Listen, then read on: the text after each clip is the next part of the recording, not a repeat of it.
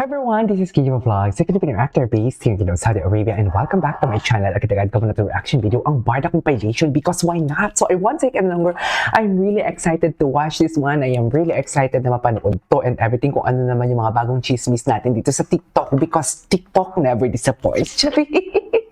Happy New Year everyone! Kahit January 7 na, gabi no, ang bilis ng panahon. January 7 na, ang bilis nga din ng panahon eh.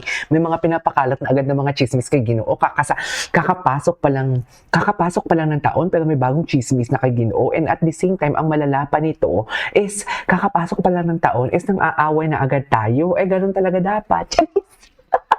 Kailangan natin puksiin, kailangan nating, what you call this, kailangan nating puksain, kailangan nating ipatigil ang mga kung anumang chismis nila dyan kay Ginoo for today's video. So I won't take any longer. I'm really excited to watch this one. So without further ado, let's start this reaction video. Ano naman to?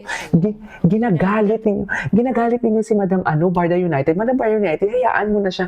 Actually, this is, tingnan nyo, halata mo talaga na hindi na siya umaakyat. Kasi alam mo bakit? Yung 74,000 niya, ang tagal na niyan. Ang tagal na yung 74,000 ni hindi maging to 75,000 yan for today's video. Buti pa ako 251,000 na subscribers. Anyways, tuloy na rin to. Comprehension. Di ba ang hina? Bakit? Barda United confirms galing Ano na naman to? Sa best friend ni David ang photo. Ang ano? Ay, talaga ang pa. pinagbabasihan niya dyan, ito. Kasi sinabi ko dito, first off, friend's account is private, so legally there's proof that you invaded his privacy and stole and spread his private photos. Alam niyo, ma'am, mahina talaga ang comprehension niyan. Seriously, wala tayong magagawa. Wala tayong magagawa dyan. Mahina talaga ang comprehension yan. Kasi doon pa lang sa 24 oras, yung vlog ko before about 24 oras na bakasyon. Alam mo yung doon lang talaga siya naka-base talaga sa thumbnail and everything. Hindi niya iniintindi. Bobo siya. I mean, diba? Gustong-gusto nila ng mga basher na maniwala tayo sa kanila. Pero paano tayo maniniwala sa kanila kung bubonik sila? Di ba, Mi? Kayo ba? Maniniwala ba kayo? Sasama ba kayo? Sasama ba kayo sa isang tao na palubog na sa lusak? Diba? Siyempre hindi. Doon tayo sa matatalino. Anyways, tuloy natin to. Bashers are legally liable for that.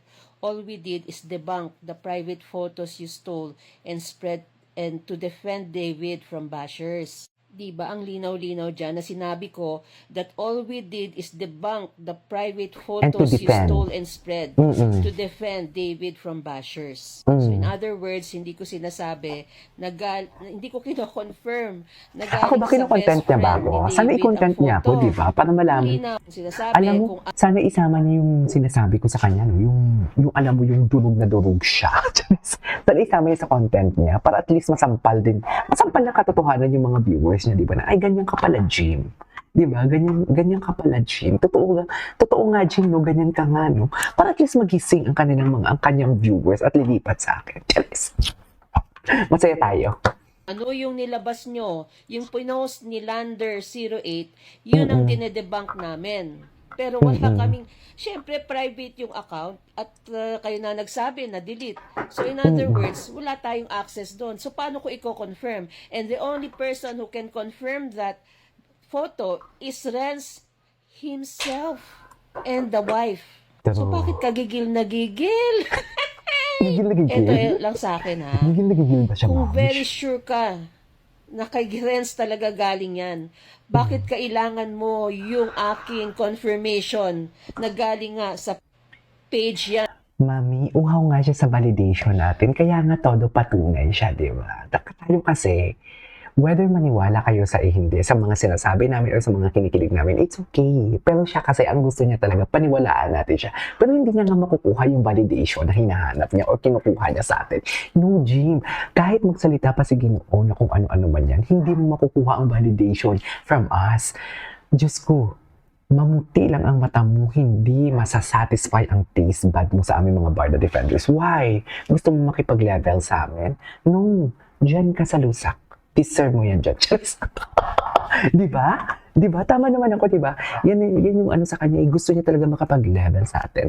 Gusto niya talaga level na level kami for today's video. Gusto niya talaga maki-level and everything. Pero hindi, no. Oo, pinupuksa ka namin, but it doesn't mean na we are stooping down to your level. We won't stoop down to your level, Jim. Excuse me, doon pa lang sa pronunciation mo na gel yan eh. Ano? Akala mo nakalimutan namin? Lahat ng binabalita mo dyan, Jim, sa channel mo, hindi ko yan nakakalimutan. Ano? Hindi na kayo nag-uusap ng lola ni Alex na sinasabi mo? Wala na? Bakit biglang nawala? Ano na? Asa na yung mga takli mong balita before? Wala. Lahat ng tanong ko, Jim, hindi mo sinasagot kasi alam mo na mako-corner ka. Bakla ka ng taong. Ni Renz, Diba? diba? Bakit kailangan yung confirmation ko doon? It means ikaw mismo, hindi ka sure. Bakit mo kailangan gamitin ako para sabihin na kino-confirm ko? Samantalang kung sure ka na galing talaga yan kay Renz, hindi mo na kailangan ng confirmation ko. Diba po?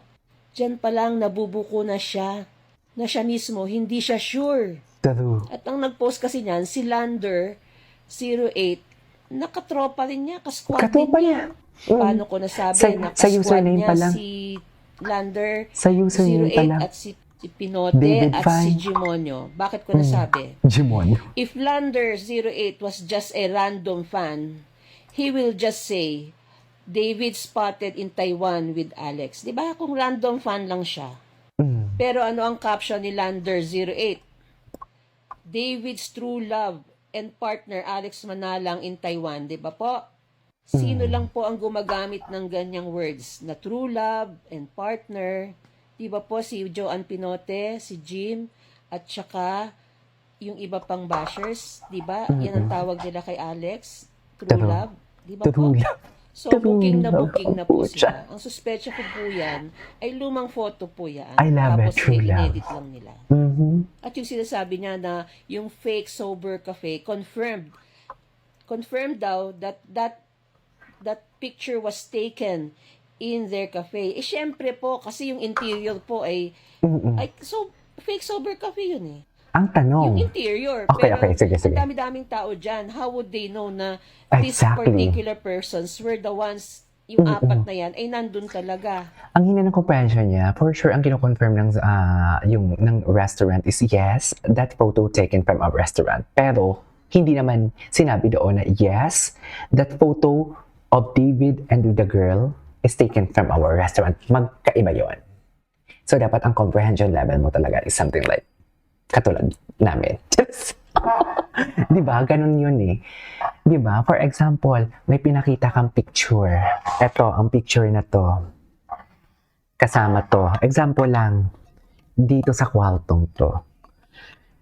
Tatanungin mo ang may-ari, yung photo ba yan is kuha diyan sa kwarto na yan? May-ari ng kwarto? Oo, sa kwarto ko yan. Pero, hindi sinabi or kinonfirm or hindi ibig sabihin na itong dalawang to is kasama, is nakita niya or kinonfirm niya na ang photo na yan is totoo na kinuha sa kwarto niya.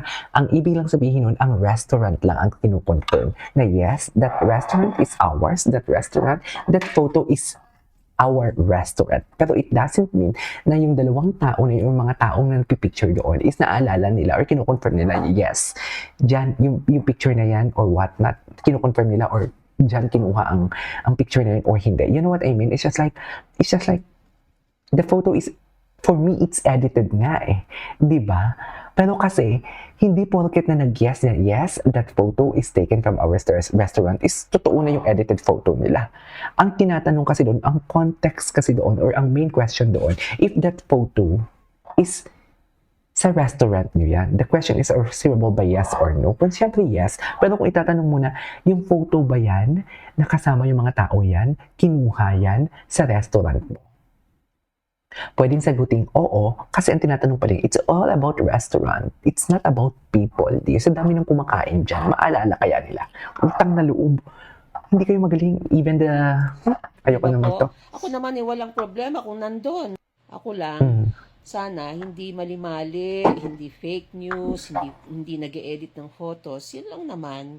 Pero kung sasabihin nyo sa akin, nandiyan si Alex, walang problema. Sige, atat na atat kayo kay David, sige, lamunin nyo na Di po ba? siya. Yan yung sinasabi namin. Saksak nyo na po sa Pwede bagay ba- to si David, no? Para po hindi na kayo Grabe. na Gina G. Grabe naman, Tahan nyo na oy. ngayon si David. Kausapin nyo at sabihin nyo, umamin na. Yan din yung isa yun sa mga lang. sinasabi ko eh. Kasi, Ang salita cute ng kayo ng tawa. salita. Hindi naman, amin kayo ng amin. Hindi naman kayo si David. True. Tsaka ang problema dito kasi ginagawa nila ng kwento ang photo. Diba po? Yung privacy ng mga tao, sobra na kayo. Ini-stalk nyo sila, pati pati mga BFF family, Nakakahiya, no? pati Ako nga, defender. ako nga kahit naka-public yung video ni naka-public ang Instagram story ni na Mami Eden, nahihiya ako. Sorry na isasama pa namin kayo dito sa Ini-stalk nyo, TikTok kinokontempt as a nyo. compilation namin. Tapos, ang kapal pa ng mukha mo, Ayan. ipintasan mo yung family ni David. That's True. libelous, ha? True. Pinipintasan mo ang pamilya nila David, Oo. private people sila. Yung China, Wish ko yung pa talaga sa normal lang mga naman sila tao ni to, Chinese. sana po Ganun. talaga kasuhan sila ng pamilya ng Likaw ko Ano o talaga. ni David mismo. Matapang siya kasi hindi siya nagpapakita ng ipabarangay mukha. na yan, pa-NBI Ganun na yun. yan, kasi talagang sumusobra na po. Di ba? Sobra na po. Sobra na talaga. So yeah, that is our for today's video. This is Kiro Vlogs and see you on my next video. Siyempre gagawa pa tayo ng reaction video.